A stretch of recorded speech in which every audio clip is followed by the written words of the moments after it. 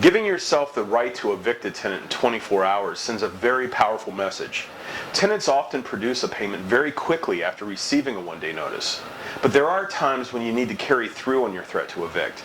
And carrying through on an eviction after you send a one-day notice can result in some special problems. There are two potential issues with using a one-day notice. The first is mishandling the timing on your notice. The second is dealing with a judge who simply doesn't like one-day notices to vacate.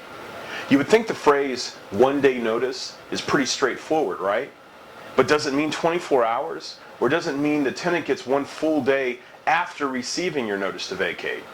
I suppose you could try to define this in the notice to vacate itself, but your judge might tell you your lease implied something different. I like to err on the side of caution with one-day notices. I let one full day pass following the day the tenant receives the notice to vacate.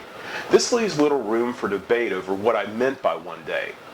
The other potential issue I mentioned is dealing with a judge who simply doesn't like one-day notices. Although Texas law gives you the right to include a one-day notice to vacate in your lease, the harsh reality is your justice of the peace is the gatekeeper for the eviction process. It's best to avoid conflict with a judge who doesn't like one-day notices than it is to try to butt heads with her. Appealing can add 6 or more weeks to your eviction timeline, and you might have to hire an attorney for any county court appearances.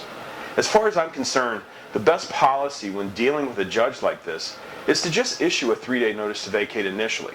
It makes a lot more sense to give the tenant 2 extra days than it does to give him 6 extra weeks. So, how can you find out if your judge doesn't like one-day notices to vacate? Call the court's eviction desk and simply ask the clerk how the judge feels about one-day notices. If you can get an answer, great. Go with what the clerk tells you. If the clerk won't tell you anything, just use a 3-day notice. If you've already issued a one-day notice to vacate, you can safely reissue a 3-day notice. If you've watched my 7 Deadly Sins video, you're probably confused right now. I know I told you never to give your tenant extra time. Think of this as the one exception that proves the rule. If you're at all concerned about what content should go into your notice to vacate, take a look at my free, no obligation notice to vacate generator at freetexasnoticetovacate.com. Thanks for watching.